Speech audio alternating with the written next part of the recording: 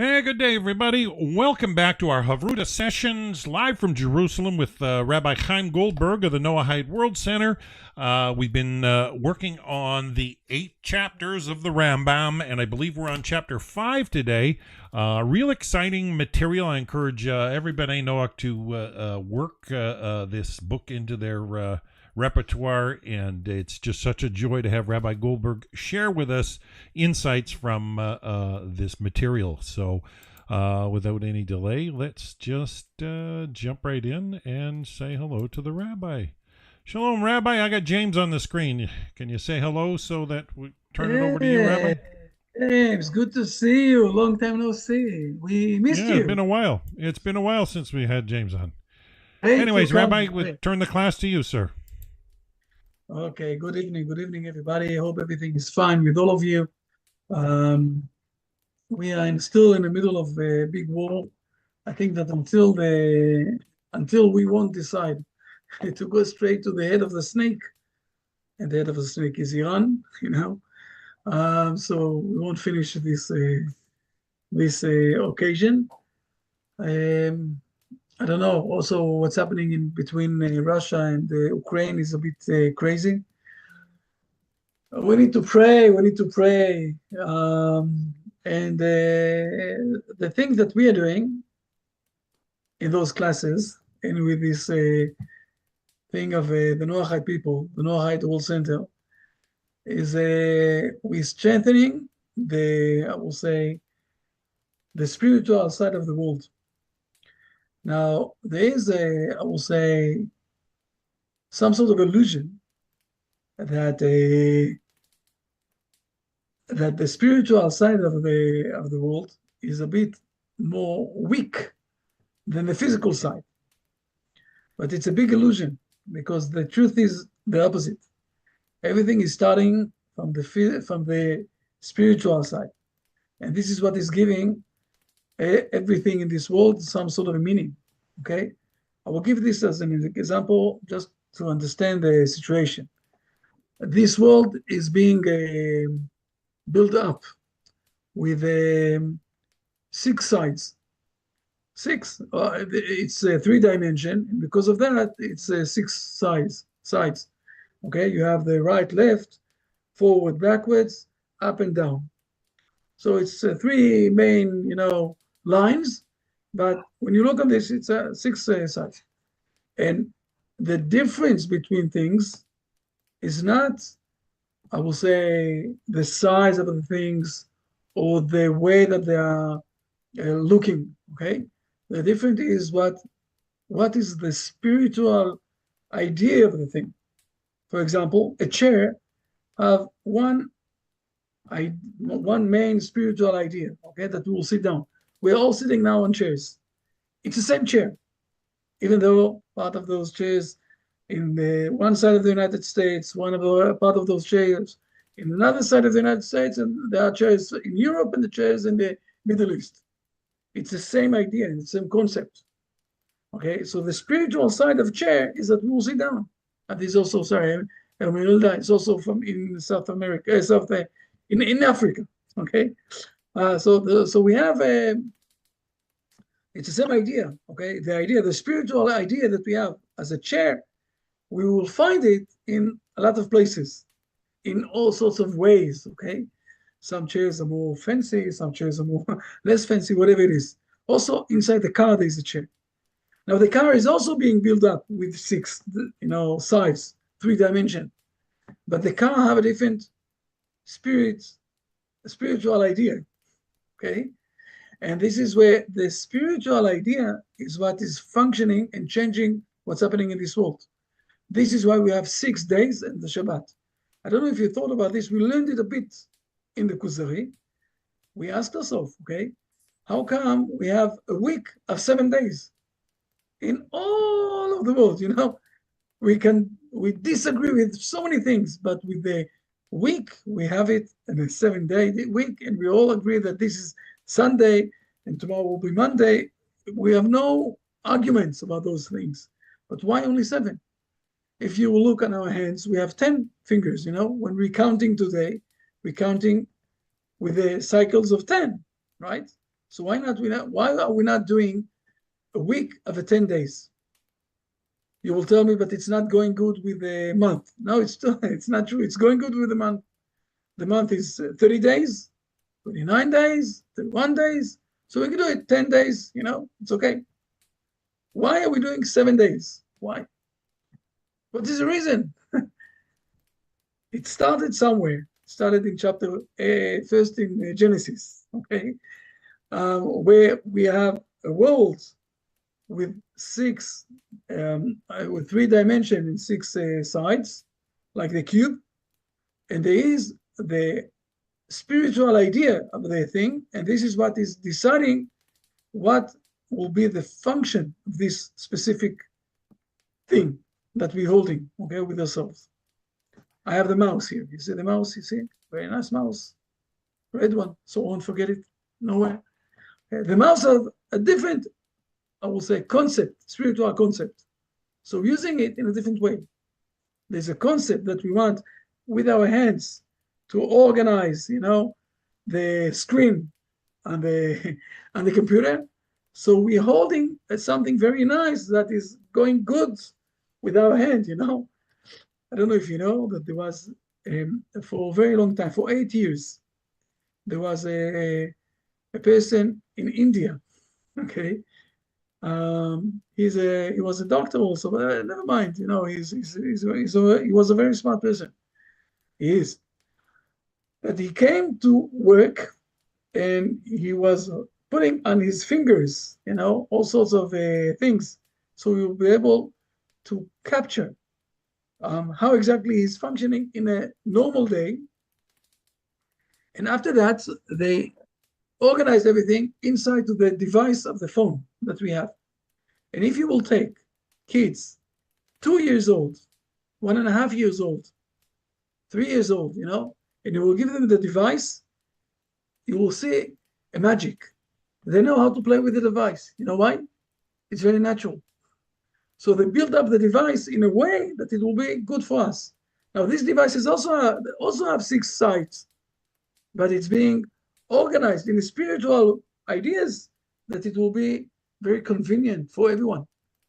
Therefore, you see that also kids that are only in grade 1 or 2 already have phones and they know how to function it in a very good way.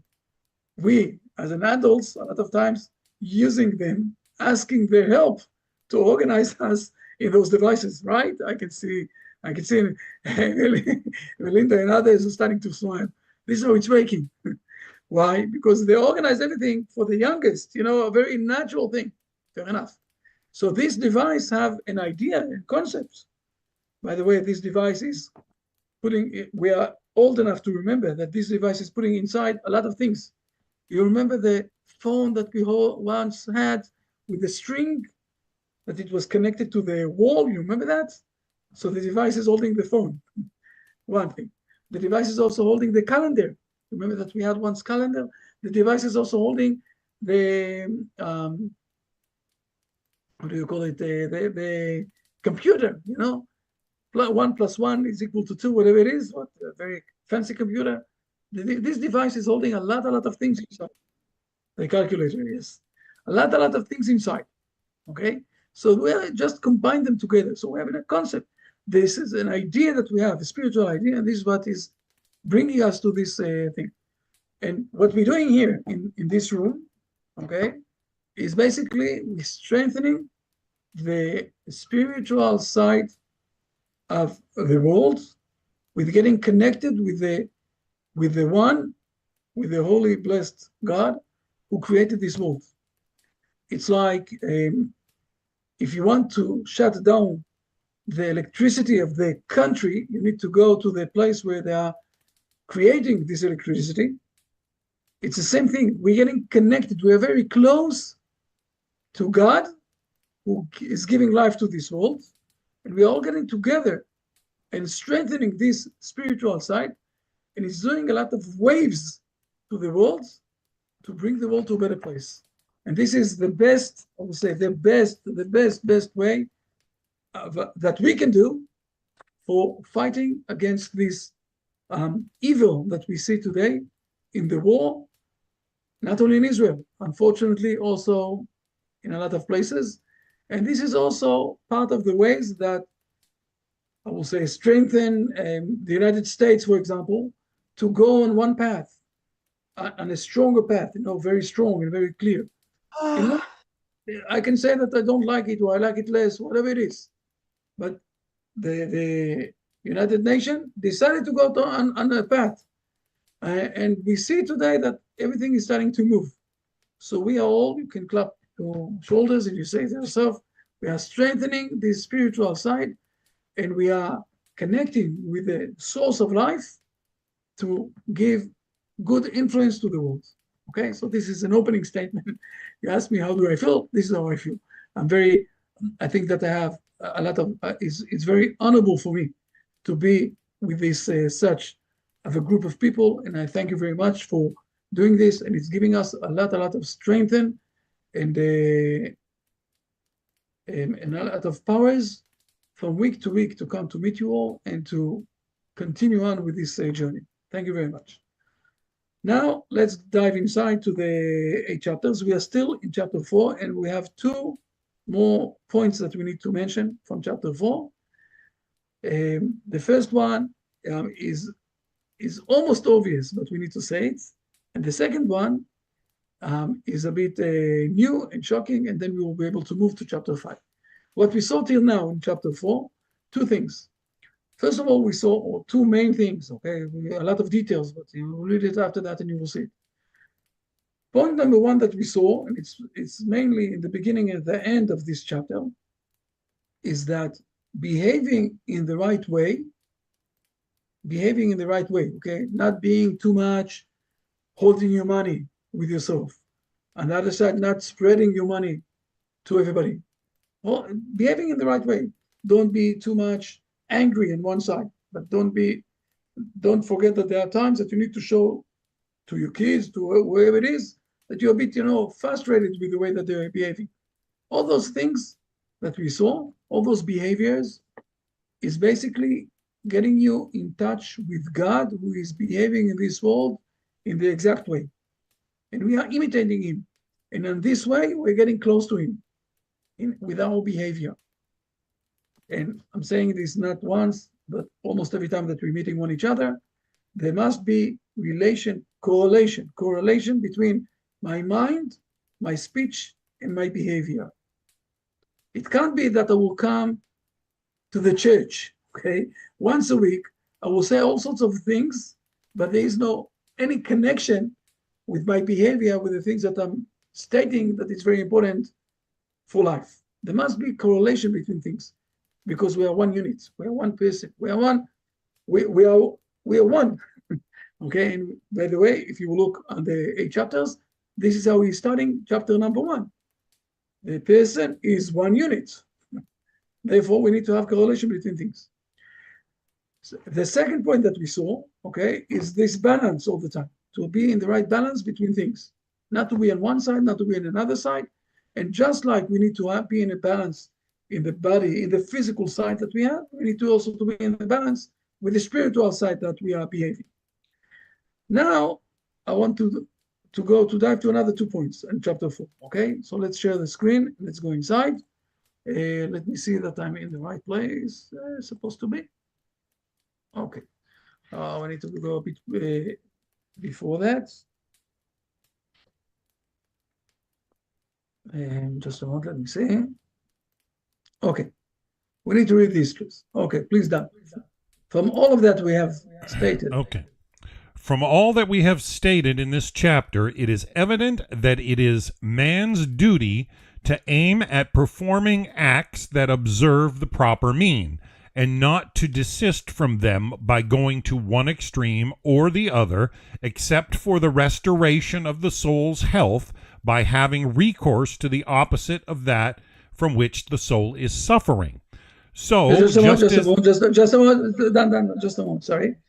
Okay, basically what he's saying here, we need to remember that we need to be, we said it's like someone who is going on the rope, okay, and doing it in the right balance. So we need to be also all the time in the same balance, except for a situation that we need to move, okay, from one side to another side, and this is where we're going to the other side, and then we're coming back to the middle. Okay, please continue. Let's continue. So, Okay, so just as he who, acquainted with the science of medicine, upon noting the least sign of a change for the worse in his health, does not remain indifferent to it, but he prevents the sickness from increasing to a degree that will require recourse to violent remedies, and just as when a man, feeling that one of his limbs has become affected, carefully nurses it, refraining from things that are injurious to it, and applying every remedy that will restore it to its healthy condition, or at least keep it from getting worse. Likewise, the moral man will constantly examine his characteristics, weigh his deeds, and daily investigate his psychic condition. And if at any time he finds his soul deviating from one extreme or another, he will immediately hasten to apply the proper remedy and not suffer an evil aptitude to acquire strength, as we have shown by a constant repetition of that evil action which it occasioned. He is likewise bound to be mindful of his defects and constantly to endeavor to remedy them, as we have said above, for it is impossible. Can you scroll up, Rabbi? For it is impossible for any man to be free from all faults. Philosophers tell us that it is most difficult and rare to find a man who, by his nature, is endowed with every perfection, moral as well as mental. This thought is expressed often in the prophetical books as, "Behold, in his servants he puts no trust, and his angels he charges with folly. How can man be justified with God? Or how can be pure one that is born of a woman?" And Solomon says of mankind in general, "For no man is so righteous upon the earth that he should do always good and never sin." now, usually, when I'm asking people, okay, about this part, what exactly he said here, people are getting confused because they are staying very, I will say, with the influence of the end of this chapter or this part that is speaking about that every person might do mistakes. But this is only the reason for the main part of this part, okay, for the main, I will say, message of this part, is that every person here, likewise, okay, every moral man is all the time supposed to what to do with himself. Every day, every person that want to be in the moral stage must examine himself, must ask himself what exactly he did good today, what exactly he need to improve for tomorrow. One of the biggest, I will say, presents that we got from God is that we can sleep and start a new day. We can put things backwards, and that's it. We can also do repentance, and this is even more than that. But we need to do every day with ourselves, what are the things that we did mistakes? What are the things that we need to improve? What are the things that we need to change? One of the most, I will say, frustrating things that I saw in my life is that people are going to sleep, okay? When they're in age of 25, 26, 27, and they're not asking themselves any hard questions about the way that they're behaving, about the way that the path that they're going. You need every day, because of the continuous, what he said, that because we are not, I will say, we're not angels, okay? We are not perfect people. We came into this world and there are a lot of ambitions and a lot of things that are driving us. Do you know how much all the, how do you say it in English, פרסומות, I forgot the name of this thing. All the publication, you know how much effort all the publication in this world are trying to do to influence us to buy sorts of things that we don't need? to eat things that we don't need to eat, to go to places that we don't need to be there. You know how much effort, and especially now with the internet, very smart people are putting inside. So we will do things not because we need them, not because we really want them, but because we see them in front of us. We're getting a bit of, attract to them, like the bee is being attracted to the honey. And the only way of managing to not go to sleep, I'm calling it in this way, okay? Not being in a, in Hebrew, there's a say about those who are going with the moon, at night. They are going as a sleeping people. 85%, 90% of the people of this world are not trying to think for themselves, I'm on the right track, or I need to do, some sort of a questioning myself about things. And it's all starting from the very small things. You don't need to speak about big, major things. No. Go with yourself, take a small, paper and pen, and ask yourself about things that you did today. What have you done correctly? What do you think you need to improve? And what are the things that you're saying to yourself, I was great. I did it excellent. I did it even better than yesterday. This is a very important point. If we're speaking about going I will say it in a different way, okay? I gave an example of a clown who is going on the circle, on the circle, he's going on the rope, and he's holding, this big metal that he have to go on the balance, so he won't fall down. Can he do a step without thinking for a moment and balancing himself? And each step that he is doing, he's balancing himself. And the same way, we can't really live here in this world if we are not examining ourselves and testing ourselves and weighting ourselves and asking about our deeds, whatever it is, all the time. And you will be surprised to see how many things you're doing just because you did it also yesterday. I'm giving as an example. I'm saying to all of the people here, okay? And you think about this, you will see that it's going great. If you want to be in a small way, if you usually, when you wake up, you drink coffee, try to drink tomorrow instead of coffee, hot water with the lemon, Try to drink something else. If you regular every morning, for example, okay, to drive to work in one way, drive it tomorrow in a different way. You will see that all of your day is starting to look different. This is the small things, okay? You want a big thing? If you,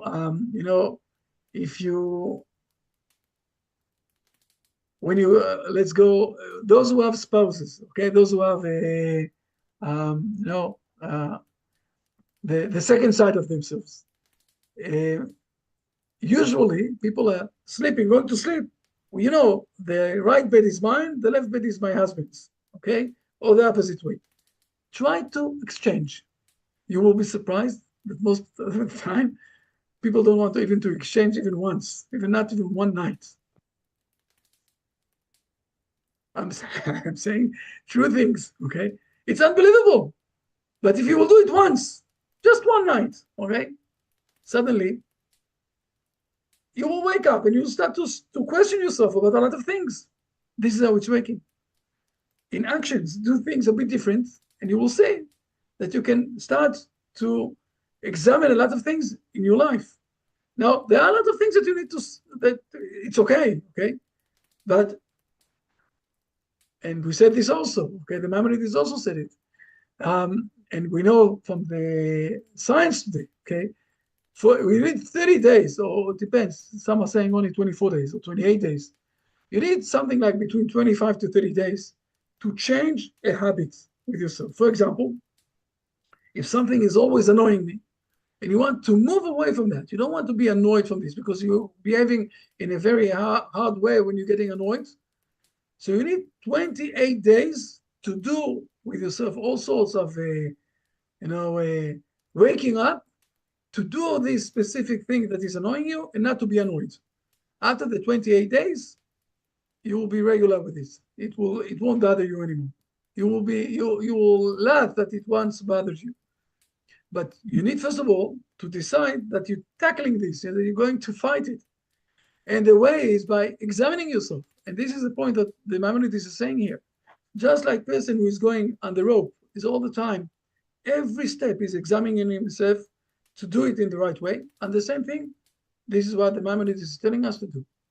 And he is explaining this, or is one of these big, I will say, points that he's mentioning, is because we are not angels.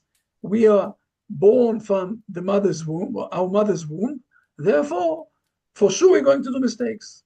So examine yourself. So you'll do less mistakes than you did before. Okay, until now, because now it was only the beginning. Let's go one step ahead. That is much more, I will say, powerful. And the next step ahead is that the Maimonides is going to show us that the person who is almost, I will say, the most perfect person that we know in this world, that lived for 120 days, and he didn't need any glasses to his eyes, and he didn't need any help, physical help, because mentally and physically he was, till the day that he died, he was excellent, perfect, and with everything. Even him, he did a mistake. I'm speaking about Moses. In a moment, we're going to read it. Speaking about Moses, and think about this for a moment. This person, how much he influenced this world. You know how many, to how many languages the Bible was translated? More than 200. More than 200. I don't think there is any other book who did so much influence in this world. And you have the two big, except for the Hebrew people, okay, the Jews.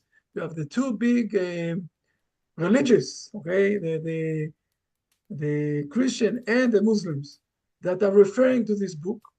So Moses, who brought here such an amazing book, because he had the prophecy, whatever it is, okay, that we've learned in the Kuzari, even him, he did a mistake. So first of all, let's learn this, and then we need to ask ourselves why the Maimonides is insisting to show that also Moses had a mistake.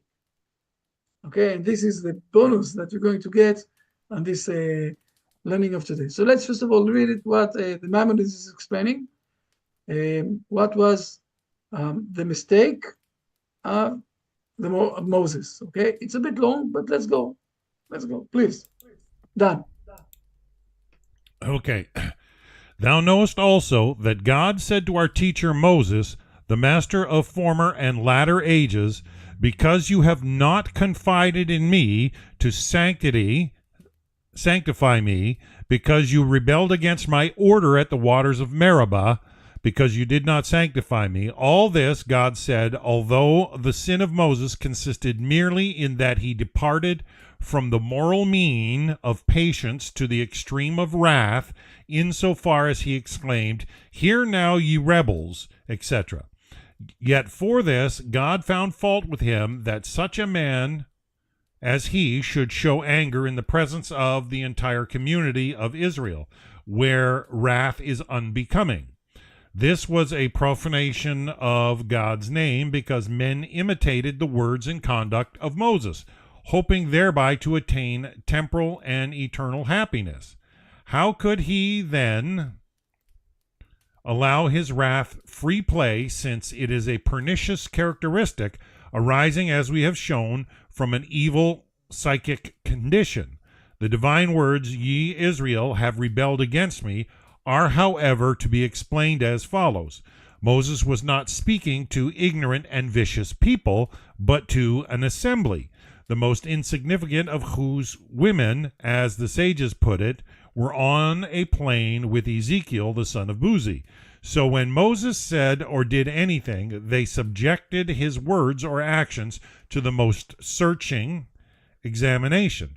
Therefore, when they saw that he waxed wrathful, they said, He has no moral imperfection. And did he not know that God is angry with us for demanding water, and that we have stirred up the wrath of God? He would not have been angry with us. However, we do not find... Oh, you scrolled up too much. Let's see. However, we do not find that when God spoke to Moses about this matter, he was angry, but on the contrary said, "Take the staff and give drink to the congregation and their cattle."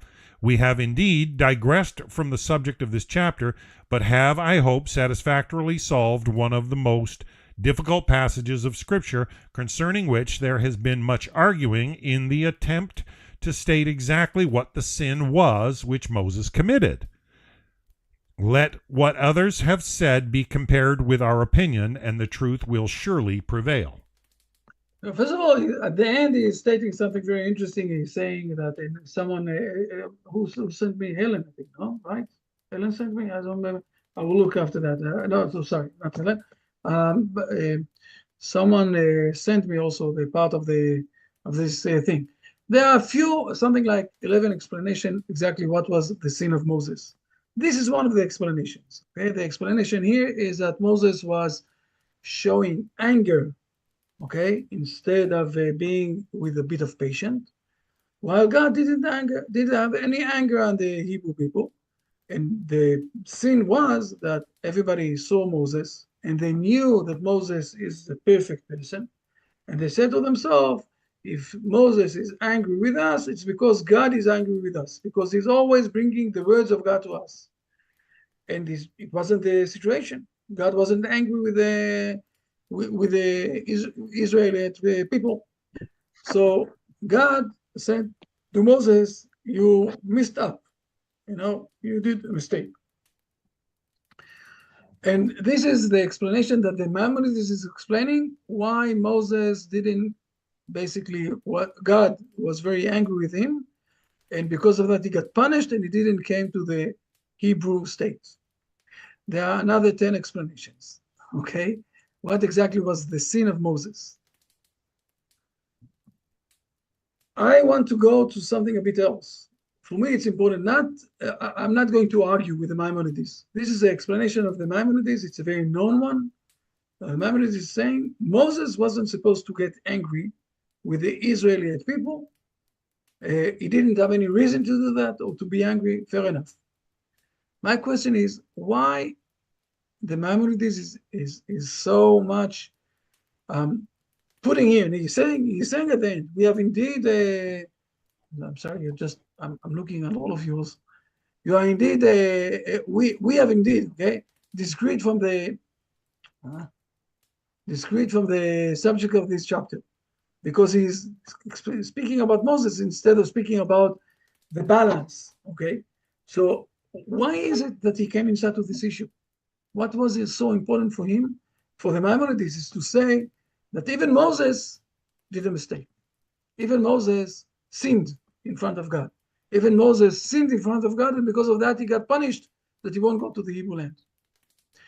I want to surprise you all, and it is something that I will say for more than 30 years, I had questions with myself until the last year. So I want you also to learn that you can live a lot of times with questions, and it's okay. It's okay. It's not saying that I understand everything, but it says that, there will be a time that you will solve it. A year ago, Shmuel Shalom, a year ago, we sat down, Rabbi Sherki and me, with the people. In the last year, we sat down with a lot of Arabs from all sorts of places of the world, okay? And one of the Arabs that we sat down, all of them are very high scholars. Very soon, another 2 months or something, you will see also a book, short book. We'll give it also to all of you, of the answer that they're giving us with the message that we send to the Arabs. Very high ranked scholars, some of them professors, some of them are big, in their eyes, rabbis, whatever it is, they know a lot of it. One of the things that they taught us, and they spoke with us, that in their eyes, in their belief. The prophet is never doing any sins. He can't do any sins. And this is where a lot of confusion in their eyes is coming inside to their religion. Because we have Muhammad, who was a prophet in their eyes, okay? By the way, part of the sages, of the Hebrew sages, are saying that Muhammad was a prophet for them, okay? But never mind that. I'm not going to this issue now. In their eyes, Muhammad was a prophet, and in their, I will say, understanding, a prophet will never do mistakes. Now, what is the main problem here? Or what is causing them to do a lot of hard things? We have two, I will say, parts of the life of Muhammad. One is Mecca and the other one is Medina. And the behavior that he behaved in Mecca was in a very honorable way. The behavior that we know in Medina, there was raped. I'm not saying, I don't want to say too much about Muhammad, but those things are being mentioned there. Rapes, killing people, burning people, all doing all those things that we know from the ISIS side. And what are the ISIS side people saying? If Muhammad was a prophet, and a prophet can never do a mistake, so we need to imitate the things that he did. The Maimonides, who was living among Muslims in Egypt, right? See this idea and understand that it might bring a lot of trouble, a lot of problems that they will imitate. And he's saying, no. In our tradition, we know that the master of the prophets, Moses, he did a sin. And there are things that we are not going to behave like, even if the prophet did them. This is why the Maimonides is very important for him to say, Moses did a sin. Again, it's something that for 30 years I was asking myself, it's not part of this. Why the Maimonides is writing it here? Why is referring to this, especially here, you know? The Maimonides want to teach us that also the most highest people, okay, that came to a stage of prophecy, that they are related with God, they're speaking with God, God is speaking with them, even those people might do mistakes, and we can't imitate everything. If they did something bad, they're getting punished, and we're not imitating those parts. In opposed to other religions, I will say, who are saying, no, they are perfect. Therefore, they did those things, we can do them also. No, there are things that you're not allowed to do. It's amazing to think for a moment how the Maimonides, in a very, native way, implement this idea inside this very important book. Okay? Understanding something, again, took me 30 years to realize. When they spoke with us, suddenly I said, well, we said one to each other, Rabbi Shakimi, this is why the Maimonides is putting this here, to teach us that we're not imitating the prophets. We are imitating God, and only the good side that God is putting in this way. Implement. And he said us the lines. For example, he said to us not to murder. Fair enough. This is what part of the lines. It's out of the borders for human being to kill others. Very clear, very simple. Okay, till now everything is fine. Now we finished chapter 4. And this is how he's finishing, concluding, okay? If you're going to read it again, and those are things that we read, let's read it again just for remembering, okay? And he's going back, okay? This is the end of chapter 4, please. Now, let me return. Okay, now let me return to my subject. If a man will always carefully discriminate as regards his actions, directing them to the medium course, he will reach the highest degree of perfection possible to a human being, thereby approaching God. and sharing in his happiness. This is the most acceptable way of serving God, which the sages, too, had in mind when they wrote the words, "He who ordereth his course aright is worthy of seeing the salvation of God." As it is said, "To him that ordereth his course aright will I show the salvation of God." Do not read wasam, but washam derek. Shuma means weighing and valuation. This is exactly the idea which we have explained in this chapter. This is all we think necessary to be said on this subject. Okay, so we have here two things. Again, he is reminding that we need to adjust ourselves and to think all the time what is the right way. And when we're doing this, we're going to get connected with God and also to be with the happiness, because God is good and giving us not only life, but also happiness in life. And this is a way of getting connected with God. This is the main side of the chapter. By the way, he also taught us, go to the good things. Don't learn from the bad things of others, even if they are very high master class people. This is chapter 4, okay? Next week, we're going to move to chapter 5. Rabbi Shmuel, are you here? You want to say something? We lost you. No. Yes, I'll say something brief if it's okay. I was very touched with your message about the problem with religions where people endorse the leader, and I mean the amount of corruption that is related to some of the Muslim leadership and associating it back that Muhammad himself was involved in that is something which, of course, is a bitter truth. When Maimonides is criticizing Moshe's act, I understand what you're trying to say is that despite his superior behavior compared to anybody in the world, he can also make a mistake. And the reason we mention it is not to have any judgmental feeling towards Moses, but basically how we need not to imitate exactly everything a person does, even the greatest person on earth. The focus is what the Torah teaches us to do. And when you're in a state of anger, you have an imbalance in the way you treat other people as well. And that's what basically Maimonides is saying, is that Moshe had implied as if God was angry with the people at that time for their behavior, which actually he was not. And this happened because of a slight misjudgment of Moses himself about where the Jews were then. So basically, indirectly, he caused a bit of a split between the Jewish people and God erroneously, because God was not angry in this case as well. The ask for water at the time was justifiable, being in the desert, and therefore his anger was slightly a misjudging. And therefore I take what you say, Rabbi Goldberg, as a very important message.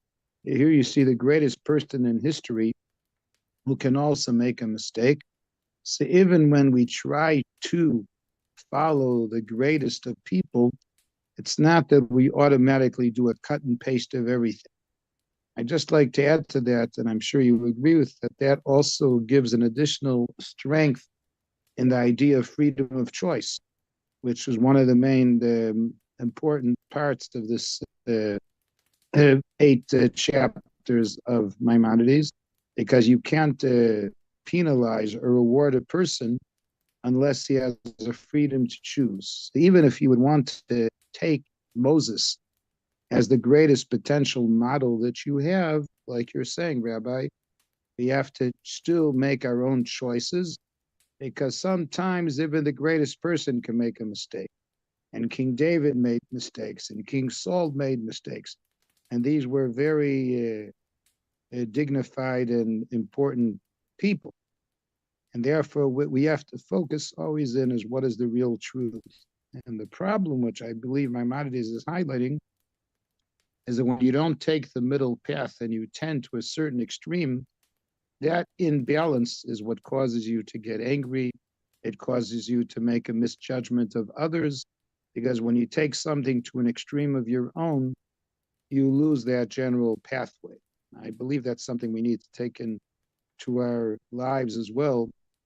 Sometimes even in the family, once in a while, one of the children may do something that you're not so happy with. But you should always be careful to react in a moderate way, in a way that can be helpful. That's true not only in your immediate family with your children, it's with other people may have insulted you, or people have maybe done something that you find to be improper. But first of all, being judgmental of others is never good. But on top of it, even when there is room for criticism, it's got to be done with moderate attitude and not to come with anger, because if you come with anger, you're not going to have a good influence on other people anyhow, because they're going to immediately take that you're angry at them. And when you're angry at other people and you speak to them in anger, they, even if they would want to, they can't take what you're saying to a full extent. That's what I'd like to say in the spirit of what you had said. Hope that fits. Thank you. Thank you It's very a much. very important message for today. Yeah, very important today to take that into account. To always be in balance. Yes. Thank you very much. Are there any questions, any notes, anything else that you want to say, you want to add, you want to ask, whatever it is? Yeah, I want to add something, sir. Hi, Collins. Hi, good to see you. Yes, please. I told her that there's something said infallibility of the Pope, which means that whatever the Pope says, he cannot make mistake. Is that, I've heard that kind of thing before in the Catholic Church. If you could say this again, I'm not sure that I quote exactly what you said. They say the infallibility of the Pope. That is to say that whatever the Pope say cannot be mistake. So whatever they pronounce from the Vatican to the Catholic Church, whatever it says about their Bible is true. That is, they always believe in as a simple doctrine. So they believe Pope cannot make mistake. Are they saying that the Pope can't make mistakes? Yes, I've heard that. I don't know. I don't know if somebody have also heard that too. I've heard that kind of thing before. Someone was telling me. הרב שמואל, אתה מבין בדיוק מה הוא מתכוון? Basically, what you're suggesting is that in certain parts of Christianity, there was, I would say, a prerequisite and an assumption that the religious leader can't make mistakes. The Torah strongly objects that attitude in the sense that we totally make a separation between the divine and the human. And even if one were to believe, and for some reason, not that I would, but I'm saying even those who believe in Christianity would have to realize that there's a gap between God and anything less. And therefore, if any person were to be subject to believe that a person can't make mistakes, that's already a type of paganism, because what that practically means is that you're going to worship that kind of person, whatever he does. And you're going to accept what he says in any event. And at least in the biblical perspective, there was one of the kings of Israel many years ago by the name of Rambam, who tried to get people towards paganism. And in order for it to work, he wanted the prophet to sign that whatever the king says is absolute truth.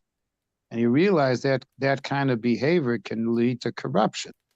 And what the rabbi mentioned earlier, Rabbi Goldberg, that if you take Mohammedism, leaving Christianity at the moment, since Muhammad himself was partially corrupt in his own behavior, anybody that would think that he can't make a mistake is tolerating violence in the name of religion, which is the most devastating image a person can make of religion. Because religion, as Maimonides writes in another one of his books, is a matter of kindness, mercy, and peace in the world. That's what Judaism believes in. And anything less than that is unfortunately counterproductive. I hope that answers your question. It certainly is our attitude to the issue. Yeah. To the contrary, people will always make mistakes. Yeah. Okay. But I agree with you 100%. By stating that people are not doing mistakes, you basically moving them or driving them up to become some sort of aliens, and it's not working. It's not working. human being here in this world is a human being, and he's also doing mistakes.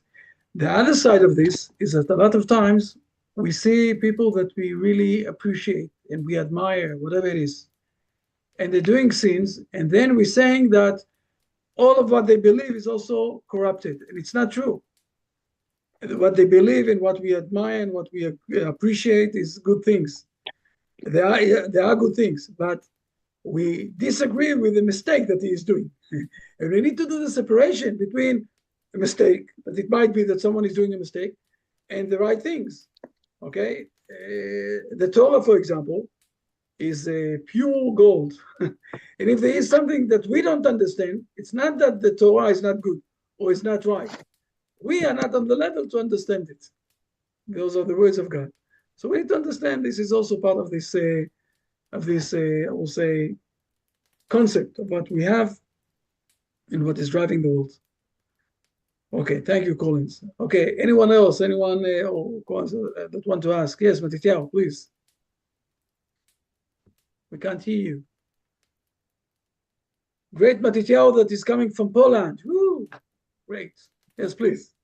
Wait, open your microphone.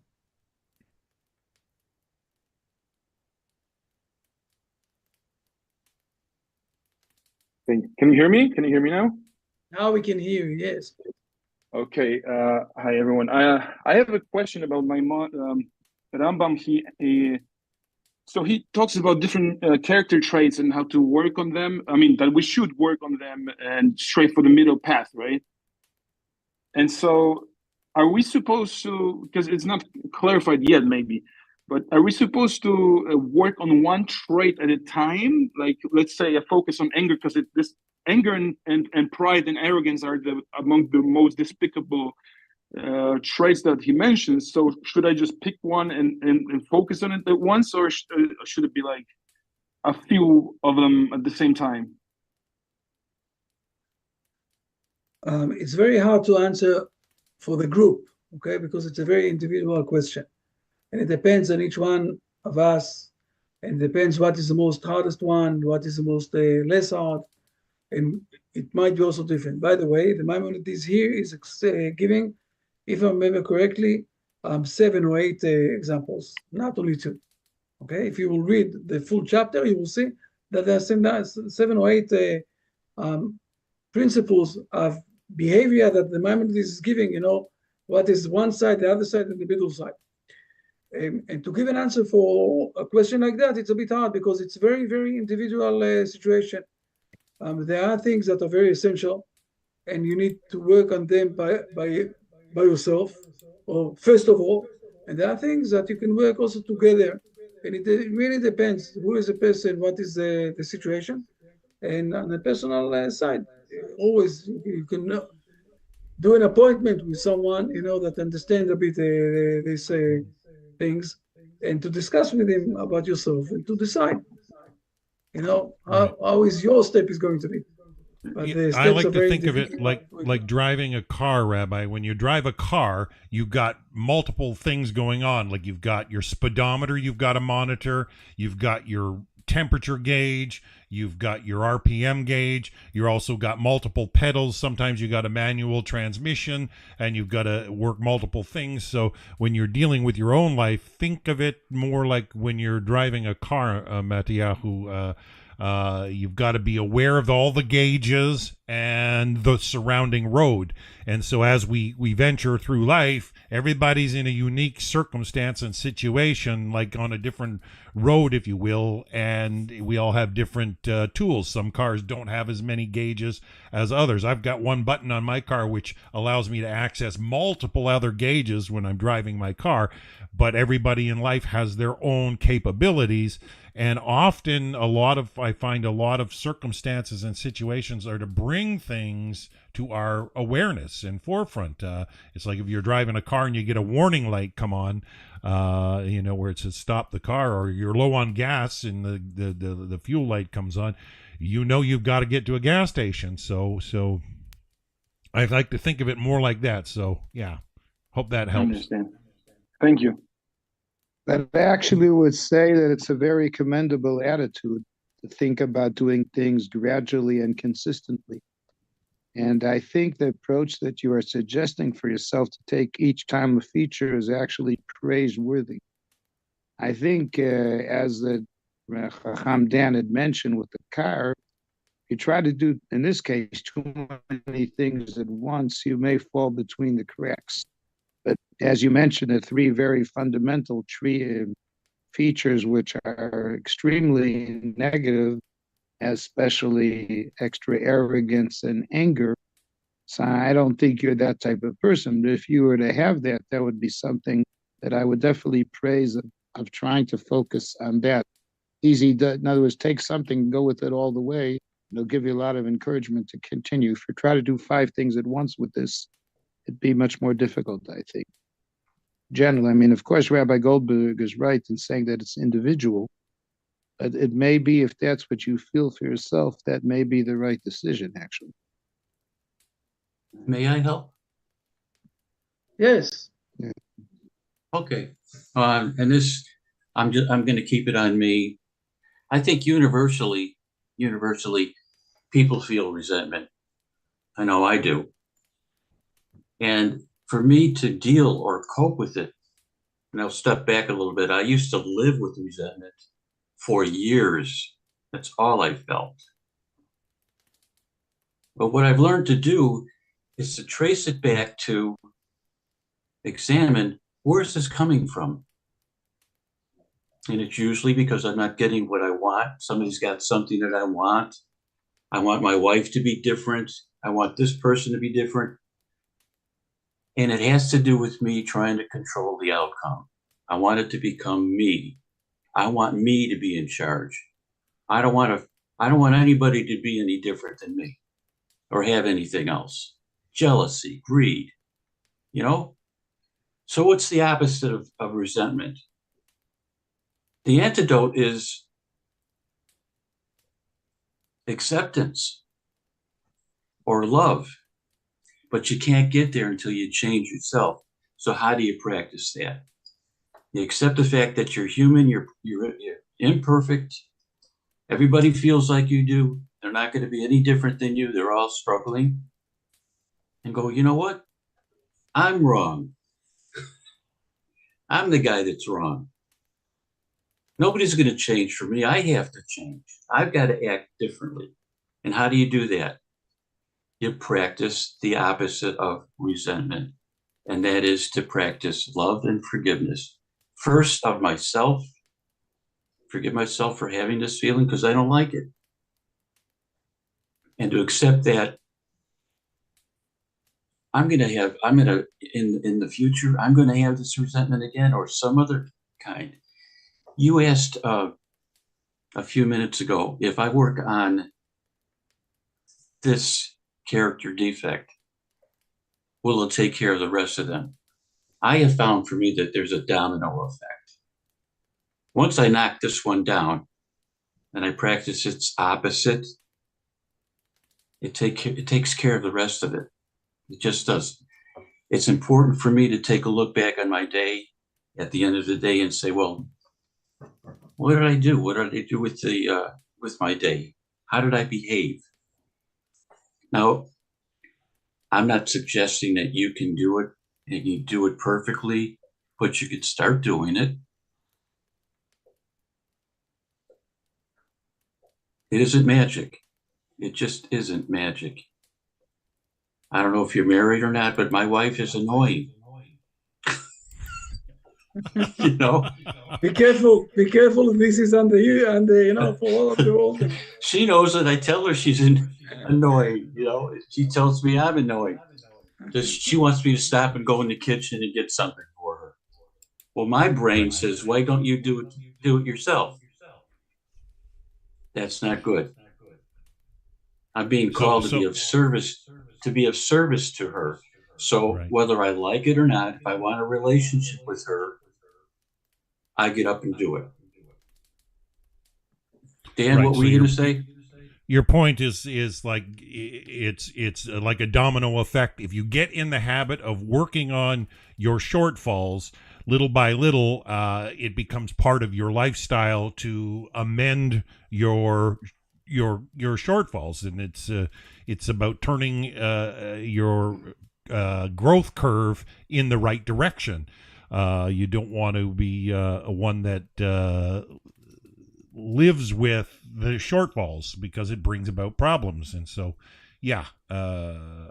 turn that growth curve of righteousness in your life in the upward direction for sure. And the more you work on it, the easier it becomes, and the more aware you should be that something's out of line, and you can narrow it down and work on it. So, excellent. Fair Thank enough. you. Yes, thank you all. I need to step down. I'm sorry. Again, I'm not closing the room, so Dan, you will be able to keep it on if people will stay and speak with you, whatever it is. Hopefully next week we're going to continue on chapter number 5. Please read it a bit, so you'll be able to see what we're going to go on. Yes, let me see that everything is fine. And let's pray, all of us, for not only for next week is beginning of December already. Yes. So let's pray that the world will be in a better stage. For sure. Not only for Israel, for the whole world. Good to see you also, James, Matityahu, everybody. But there are people who came back, from a long time ago. So great. Good to see you all. Excellent. Thank you very much. Such a joy. Have a blessing week. Bye. Thank you, Rabbi. Thank you so much for all you're doing and sharing with us. We appreciate it, and I love this material. And it's just, if we begin to turn the tide in our own lives, that in itself begins to make the world a better place. If you're adjusting your own behavior, everything you come in contact will be affected in a positive manner. And keep that in mind as you work on yourself, and don't beat yourself up for being less than ideal. Just be better tomorrow than you were today, and the day after that better than you were, and little by little, step by step, you can develop a positive trajectory in your life. And I think it brings the happiness of Hashem that Rambam spoke of today, and it's beautiful, beautiful material for sure. So wonderful to embrace and break it down. And I like the comment, more or less, or the like a soul surgeon. If you think about, doctors nowadays don't like people that self-diagnose, but we all have to live in our own skin, and we have to kind of be aware of our own shortfalls. If you're repetitively going through similar trials and circumstances in life, odds are there's something in your life that needs to be adjusted.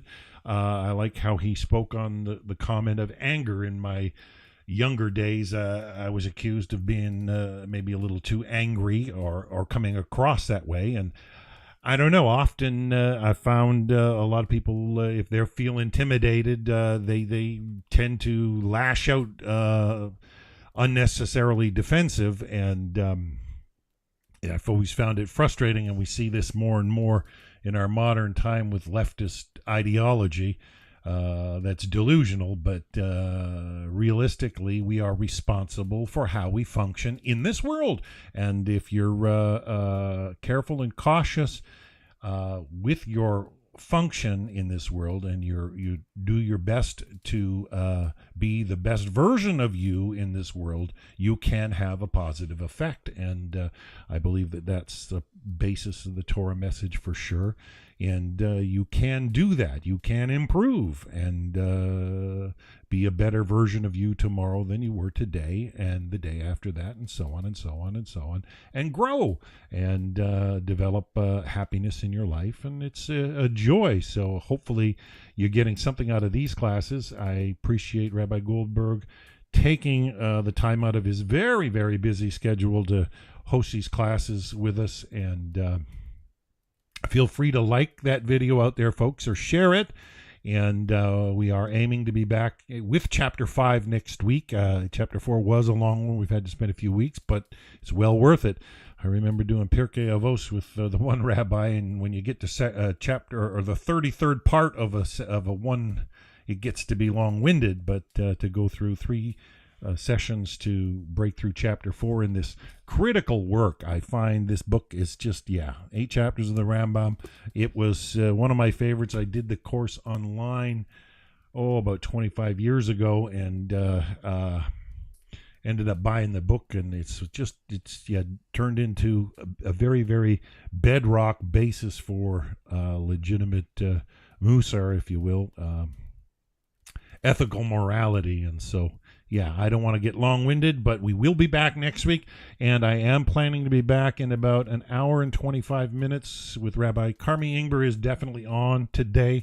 We had to put off last Sunday because Rod Bryant from Nativ was in the hospital, and so we will be having a class broadcast coming back in about less than 90 minutes, about 84 minutes. We'll be back. So until next week, we'll be back with more of our Chavruta sessions, chapter 5 of the 8 chapters of the Rambam. Till then, have a wonderful week, everybody. Bye for now. Thank you.